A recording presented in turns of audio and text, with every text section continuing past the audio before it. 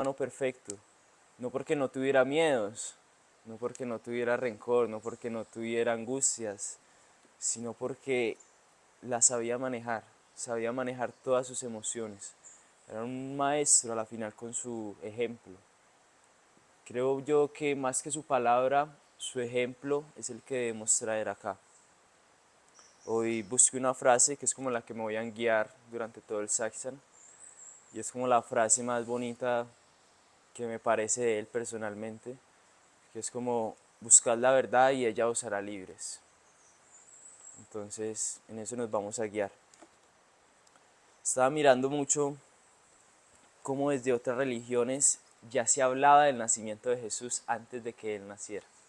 O sea, no solo el cristianismo habló sobre la reencarnación de un Mesías, como lo dice el cristianismo, sino que desde otras religiones también se hablaba de la llegada de este Cristo, ¿no? Como de este ser humano que iba a cambiar el mundo.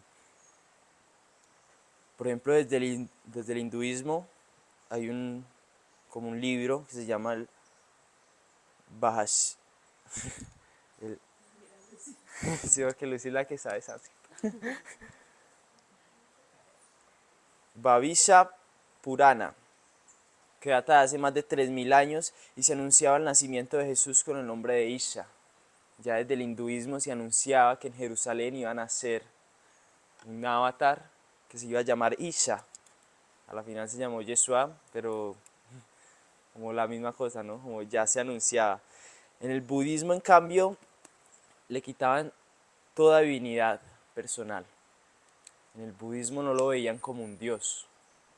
En el budismo lo veían como un ejemplo a seguir. Y me parece muy bonito porque el budismo no lo ve como un dios.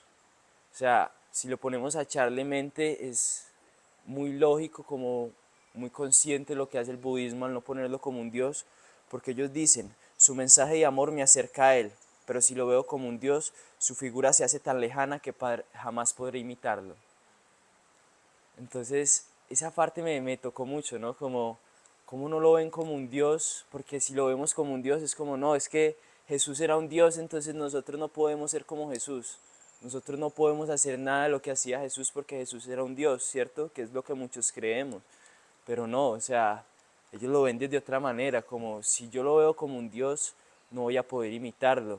Y a la final lo que quería Jesús era eso, no tanto que le hiciéramos una iglesia, no tanto que le pintáramos una cruz, que personalmente no sé por qué poner una cruz sabiendo que lo crucificaron. Como si yo fuera Jesús y yo, huevón, me pusieron con lo que me mataron, así como el símbolo mío es con lo que me mataron. Pero eso, como que loco, pero que lo ven como una figura, un ejemplo a seguir. Desde la tradición judía, los judíos lo ven como: Jesús nació y vivió como un simple judío. Según los judíos, Jesús es igual que todos los judíos y todos los judíos son igual a Jesús, como más o menos. También dicen: Jesús no es considerado un profeta para los judíos. Y esto porque antes de Jesús hubo un profeta, se llamó Malaquías, y Malaquías fue como su Jesús para ellos, ¿cierto? Y fue el último profeta. Entonces Jesús no fue un profeta para los judíos. Jesús simplemente fue otro judío más que vivió como judío y murió como judío. Como no tienen mucho que decir la iglesia judía sobre Jesús. En cambio, desde el Islam lo consideran como otro de los grandes profetas. Igual que Mahoma, igual que Moisés, igual que Abraham. Jesús fue uno más de ese linaje, como uno más que vino a enseñar y a profetizar la palabra de Dios. Pero también dicen algo muy bonito que conecta mucho con el judaísmo.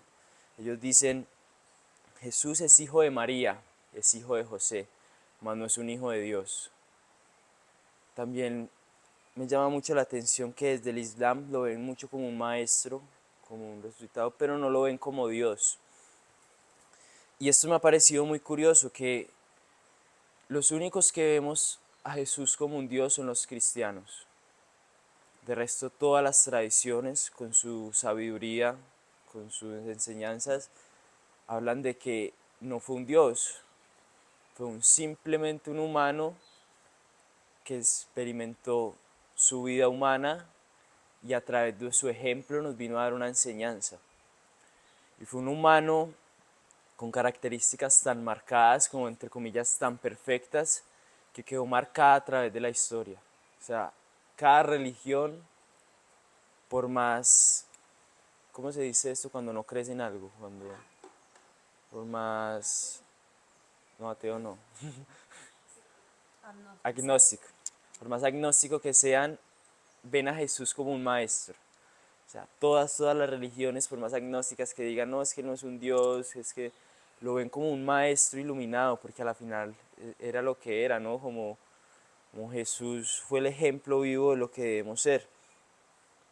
Entonces, eso, como que Jesús da la paz, según para el Islam, Jesús trae la paz y es el Hijo de María, mas no es un Dios. Creemos que es un siervo de Dios como todos nosotros. Y simplemente vino a enseñar la palabra como todos nosotros. Mas no es un socio de la administración de Dios. Eso me parece bien bonito también. Como vemos a Jesús como, como un socio de Dios, ¿no? Como si fuera, sí, como si fuera la vocecita de Dios que vino cuando él mismo hablaba que él no era Dios. O sea, él decía, Jesús, Dios es mi Padre, pero ustedes son mis hermanos. En ningún momento dijo, yo soy el único hijo de Dios. O sea, en ningún momento, si tú buscas en la Biblia, si tú buscas en cualquier párrafo, él en ningún momento llegó a decir, yo soy el único hijo de Dios. Él dijo, Dios es mi Padre, igual que todos ustedes, son mis hermanos. Entonces, desde este punto de vista, me parece bien bonito también como él nos ponía como iguales, como también, si nos ponemos a ver, podríamos ser igual que Jesús. O sea, también podríamos despertar muertos, también podríamos caminar sobre el agua.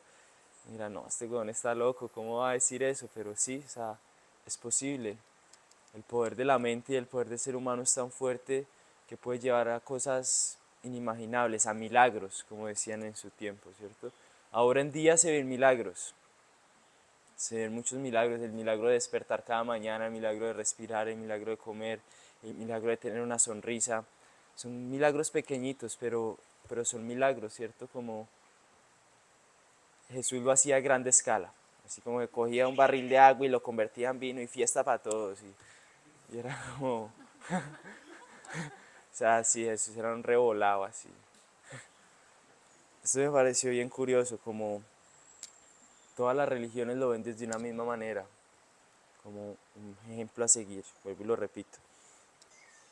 O sea, esto nos lleva a pensar que Jesús tal vez en cierta parte fue en parte budista, ¿cierto? Y se hablaba que andaba por el Tíbet y por la India. Se trasladaba entre el Tíbet y la India. Se habla mucho de un maestro que caminaba enseñando la palabra y que con cada palabra transmitía amor, con cada palabra transmitía sabiduría. Y era un maestro que a pesar de las diferencias culturales, en este tiempo, si tú eras de una religión y le ibas a hablar de otra religión a otra persona, en esta época era pena de muerte, así como la blasfemia más grande que estuvieras haciendo, pero Jesús tenía el poder de llegarle a estas personas, y de llegar a estas personas y conectar con estas personas y hacerlas dudar sobre incluso su misma religión, como su misma creencia, porque a la final él no inducía a las personas en una religión, él no decía tienes que rezar tantas veces, él simplemente hablaba del amor y hablaba del perdón y hablaba de cómo ser mejor ser humano. Y esto conectaba a las personas que, pues si le hablas, no sé, a un judío en esa época, que hay en otro lado del mundo existió un Buda, pues eso para ellos era re rayado, pero Jesús llegaba y los metía en el cuento, así como... Entonces estoy averiguando como qué fue la historia de Jesús y según varios autores andaba por el Tíbet y la India. Sin embargo, no fue hasta el primer encuentro entre Oriente y Occidente de está escrito en un libro que se llama El Evangelio de Acuario por Lewin Dowin, que fue escrito en 1908. Este libro fue escrito como una profanación a la Biblia, ¿no? Como las personas que lo leen es como que son muy cristianas, dicen como que esto es falso, pero esto se recopiló de varios libros y de varias enseñanzas de lo que fue la vida de Jesús de los 12 a los 30 años. Y afirman que la verdadera historia de Jesús se basa entre el Tíbet, la India, Persia, Grecia y Egipto. O sea, como que lo último que sabemos de Jesús es de los 30 a los 33 años, pero que su verdadera vida y su verdadera enseñanza fue realmente de los 12 a los 30 años, donde él estuvo convirtiéndose en un maestro en todos sus países, como ellos dicen que sus 18 años perdidos, ¿no?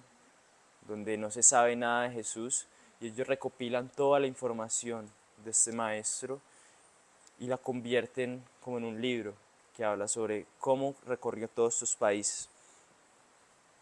De Jesús y la India se habla de que, lo que les acababa de decir, que Jesús en la India aprendió budismo. Y dirán, ¿por qué? Pues, ¿cuál es la lógica de que Jesús haya aprendido budismo, no? Como de dónde sacan con eso. Si nos vamos al Sermón de la Montaña y ves la tradición budista, como las leyes budistas, es lo mismo. O sea, te pones a leer lo que mandan los budistas y lo que enseña Jesús en el Sermón de la Montaña, y es la misma cosa. Además de que se hablaba de que Jesús caminaba por el camino de la seda. El camino de la seda era un camino comercial que había en la época que conectaba Oriente con Asia, y siempre se decía que andaba con un grupo de budistas, iluminados, como decimos nosotros, ¿no? El iluminado era él, pero... Entonces sí, se dice que Jesús prácticamente fue el budista ideal. Y si nos ponemos a pensar, en parte sí, ¿no? Como tú te pones a ver la gente de Jerusalén en ese tiempo, y era una gente un poco hostil. Era gente que tú le hablabas de otra religión y nada, crucificado, así como no sé, robabas algo y te mochaban la mano, y Jesús era como puro paz y amor, la buena para todos. Si Jesús andaba así como no, la buena para todo el mundo, como no importa que me tiren la mala, así como la buena para vos. Entonces Jesús era como el budista ideal, dicen los budistas. Regalando pan, vino y flores. Sí, regalando pan y vino, así todo el mundo era. También se habla de que en la India no se le decía Jesús. En la India se le decía el santo Isha. Y el santo Isha llegó muy joven a la India. El santo Isha dicen que llegó a los 13 años y se fue a los 30, que tampoco es como una casualidad, ¿no? Como todo comienza a conectar. Y el santo Isha también, o sea, fue un maestro iluminado que todavía no se sabe si fue realmente Jesús, pero muchos de los escritos hablan de que sí realmente fue Jesús, por, por sus descripciones. Era una persona que venía de Jerusalén, era un iluminado, era muy sabio, o sea, no, ya Jesús, o sea, como, no le busque más. Hay otra parte que me pareció muy bonita, y es según la doctrina del Islam. Según el Islam, eso es algo que van a ver los cristianos y van a decir, no, eso es mentira, pero la verdad absoluta no la estoy diciendo yo, o sea, tampoco lo están diciendo los libros. Cada persona cree su verdad, ¿cierto? Y la verdad absoluta está en cada uno de ustedes, o sea, que todo lo que diga acá es mentira. Créanse su verdad.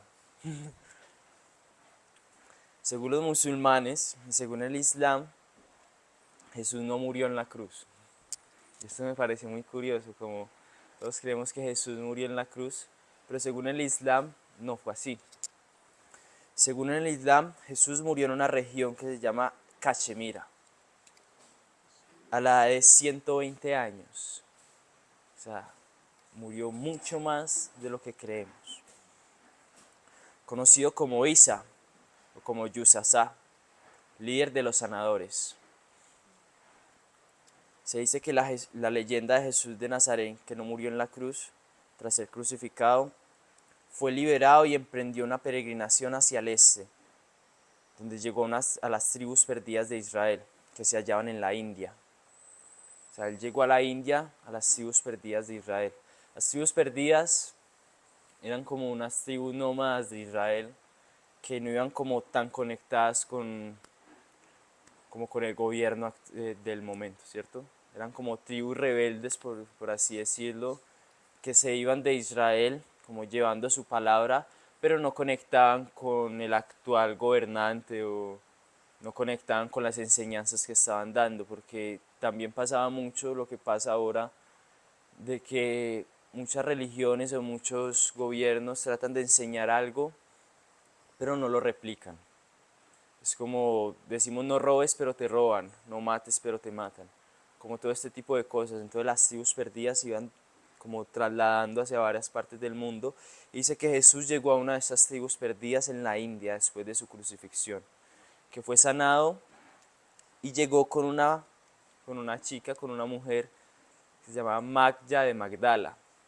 Entonces desde ahí fue la conexión de que no, pues obviamente fue Jesús, o sea, lo crucificaron, llegó con una chica que se llamaba Magda de Magdala, era un iluminado. Y también en este momento, al día de hoy, hay una tumba que se puede visitar, que está en Sirana, capital de Jammu Cachemira. Y se dice que es la tumba de un peregrino enterrado 100 años después del nacimiento de Jesús. Se dice que tenía una túnica blanca y según los relatos de la época tenía heridas en las manos y en los pies de crucifixión. También tenía una herida en su costilla derecha, tenía la costilla derecha perforada, que se dice que es la costilla que se rompió en el momento que le ingresaron la lanza. Y en este momento pues la tumba se puede visitar. O sea, está la tumba de lo que se dicen que fue el verdadero maestro Yeshua. Y en parte puede ser verdad, porque si nos ponemos a pensar, no hay un dato histórico que hable sobre dónde está Jesús o sobre dónde está el cuerpo de Jesús. Hay miles de datos históricos que hablan que Jesús fue real, o sea, eso lo tenemos claro. No es una historia inventada, Jesús no levantó una montaña con la cabeza, o sea, Jesús realmente estuvo presente y estuvo vivo. Pero no se sabe nada del cuerpo de Jesús. Incluso se dice que en el sepulcro santo que está, creo que es en Israel, pues no se sabe nada del cuerpo de Jesús. Nunca se encontró restos, nunca se encontró nada. Pero en la India, se dice que sí está el cuerpo de Jesús. Y hay como varios datos históricos que hablan de que sí es Él. No exactamente Jesús porque lo llaman con otro nombre. Pero lo que les decía ahora, si ponemos a conectar como patrones, o sea, venía de Israel, fue crucificado, llegó con una chica que se llamaba Magda de Magdala. O sea, es como si nos ponemos a echarle lógica, ¿no? Un poco como de sacar nuestras propias conclusiones. Podría ser muy cierto de que en realidad Jesús se encuentra en este lugar enterrado, ¿no? Y era como cuando llegó a esta tribu, fue también uno de los líderes espirituales más grandes, incluso de la India. Fue llamado como el sanador de los sanadores, el líder de los sanadores. Y era también llamado como, ellos tienen otra palabra para milagro, no me acuerdo ahora en este momento, pero era como la persona que realizaba milagros en la India. Esto me marcó mucho porque a la final como que no sabemos nada de Jesús, o sea, sabemos lo que nos han dicho, como que estuve investigando y, o sea, la cantidad de información que hay sobre Jesucristo es inmensa. O sea, leí ayer como 4 horas historias diferentes así de todos lados, de cómo se llamaba realmente, de dónde nació. Unos decían que había nacido en abril, otros que en agosto, otros decían que nació mucho antes de lo que habían dicho, otros que mucho después, como cambian las historias, pero no se sabe realmente nada fijo, o sea, como que la verdad realmente la tienes tú, solo se sabe el mensaje que vino a traer, se sabe que fue un maestro iluminado, que vino a enseñarnos el perdón y que vino a enseñarnos cómo ser humanos, cómo debemos actuar como personas. Como entre todas las investigaciones que estoy haciendo, encontré un texto muy bonito y se los voy a leer.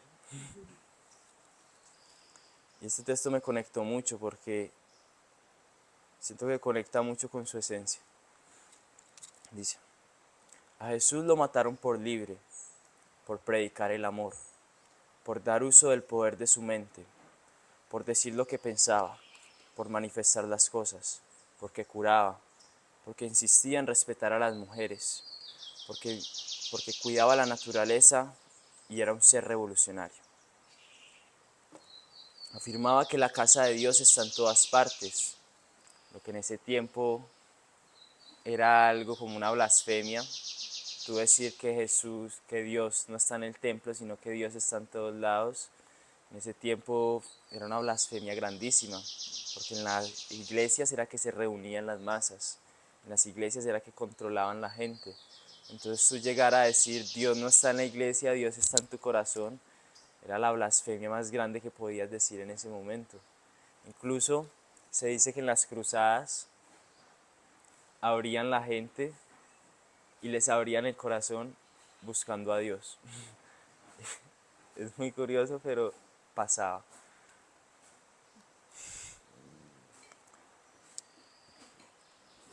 Hablaba del amor y el respeto al prójimo, como a ti mismo es lo principal. Era un hombre muy consciente y adelantado para su tiempo. Pensaron que todo que todo se acabaría con su muerte, pero no se imaginaban el alcance de su mensaje. Y así es como el día de hoy nos manipulan culpándonos de su muerte, diciendo que fue sacrificado por nosotros, utilizando su margen destrozada, como creando miedo, culpa y dolor y sufrimiento. A Jesús lo mataron porque le tenían miedo, porque como los grandes maestros y defensores de la tierra que han muerto, por su oscuridad le temen decir la verdad. Cuando Jesús vino, fue un revolucionario que pensaba diferente al resto. No obedecía al sistema, desafiaba al sistema de la época y a las leyes mosaicas. Expuso a la iglesia, que era una guarida de ladrones, que dirigía a políticos y a clandestinos, sacerdotes, escribas, fariseos, aquellos que en esa época eran insensatos y guiaban ciegos. Enseñó que el poder de la fe era interior y que el reino de Dios está dentro, y todo lo que hacíamos nosotros lo podíamos hacer Él, que todo lo que hacía Él lo podíamos hacer nosotros también.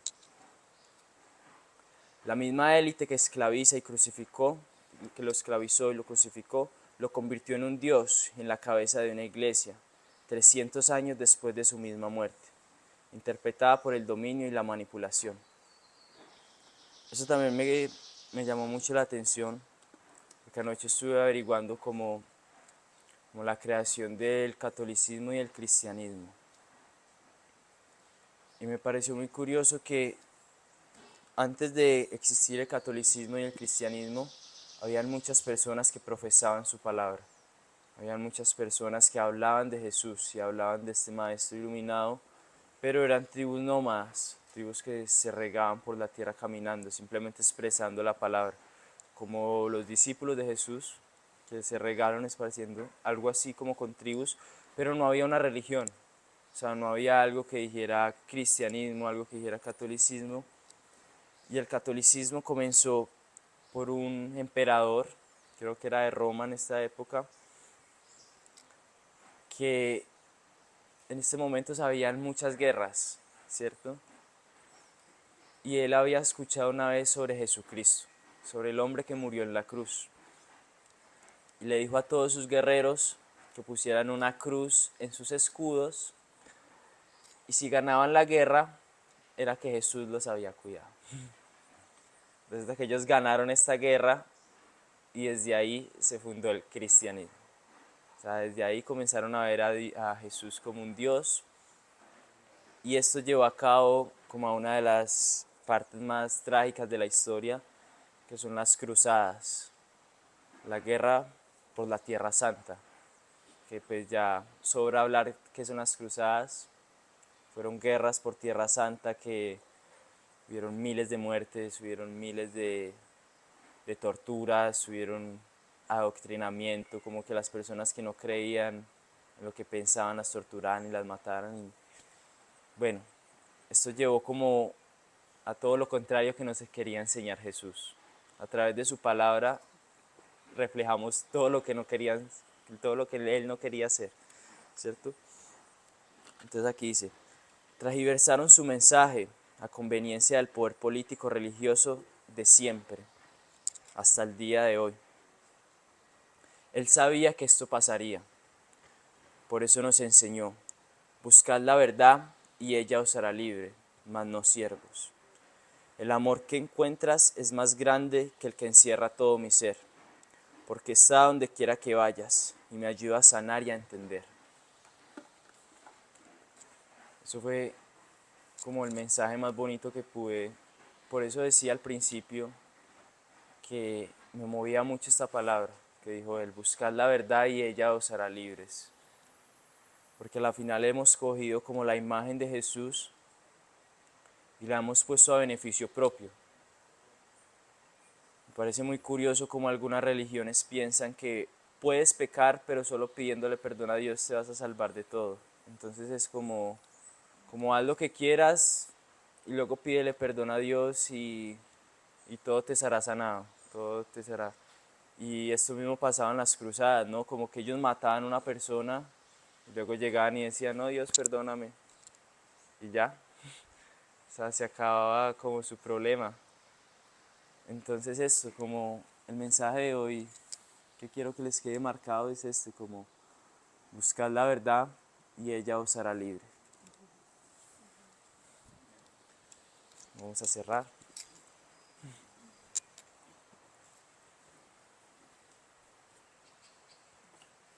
Bueno, anuncios. ¿Dónde están los anuncios?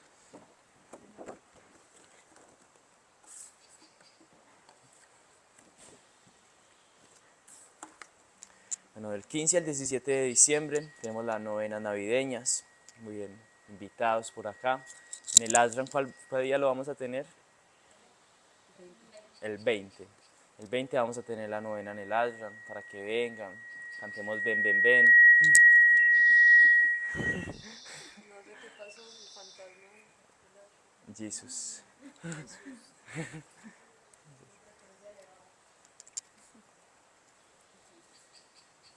Del 22 al 25 de diciembre tenemos un retiro de la Navidad en el Ashram para que celebremos la Navidad y el nacimiento de Jesús.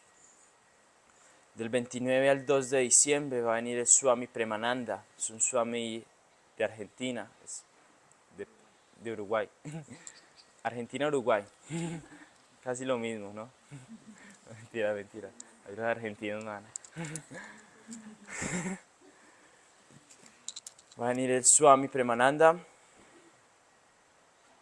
Silencio en medio de la naturaleza, ritual de purificación en el río, fuego sagrado, cantos de mantras y práctica de yoga. Es un Swami muy bonito, viene cada año. Personalmente me gusta mucho su enseñanza porque es uno de los únicos swamis que veo riéndose todo el tiempo, ¿no? Dicen que los swamis son felices todo el tiempo, pero este es más. Sí. Y del 29 de diciembre al 8 de diciembre, si quieres una práctica espiritual más profunda, puedes venir al Ashram. Igual todo el año puedes venir al Ashram. Estás invitado a venir todo el año, también a hacer karma yoga si quieres. Y esos son los anuncios del día de hoy, información parroquial para la comunidad.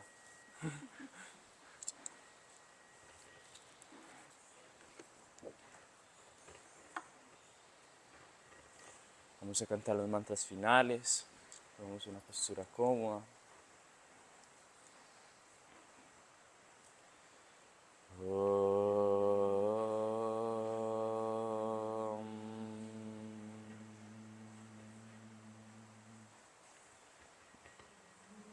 Om.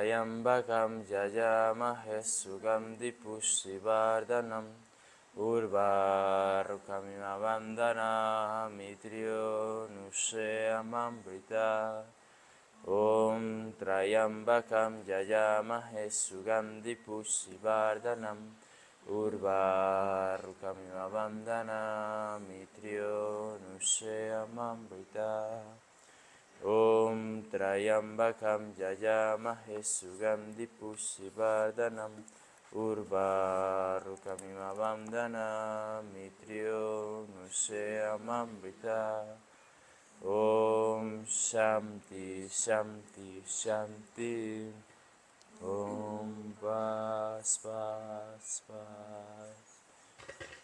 Oh adorable Dios de misericordia y de amor, te saludamos y nos postramos ante ti. Tú eres omnipresente, omnipotente y omnisciente. Tú eres Satchidananda. Tú eres existencia, conocimiento y bienaventuranza absolutas. Tú estás en el corazón de todos los seres. Danos visión clara, mente equilibrada, fe, devoción y sabiduría. Danos fuerza espiritual para resistir la tentación y el control de la mente. Libéranos de la cólera, la avaricia, la lujuria, el odio, los deseos y los celos. Llena nuestros corazones de virtudes divinas. Déjanos adorarte bajo todos los nombres y todas las formas.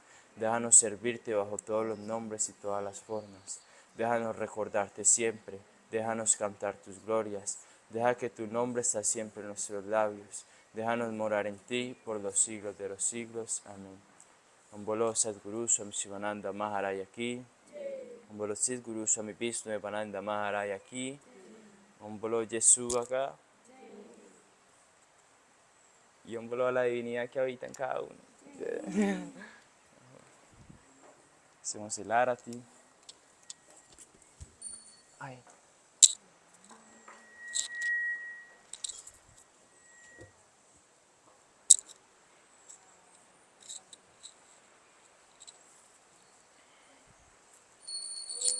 Natatya suryo vadina shandataranam Nevati yotovati tuto yamanihi Rame bhavanta vanuvati sarvanta savyati antivati Om Gam Gesaya Munesaya Buddha Vedi Sarasvati Narvadesi Tutani Namastu Namo Namaha Tvameva Mata Shapita Tvameva Tvameva Bandhu Shasaka Tvameva